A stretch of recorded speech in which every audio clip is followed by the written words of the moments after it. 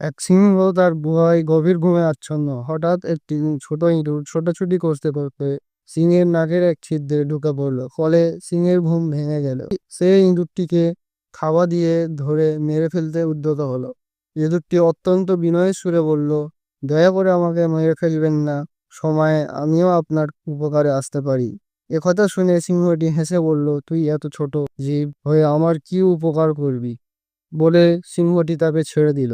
এর কিছুদিন পরের ঘটনা। সিংহটি একটি দড়ির শক্ত ফাঁদে আটকে গেল। ফাঁদে পড়ে সিংহটি ভীষণ গর্জন করতে লাগলো।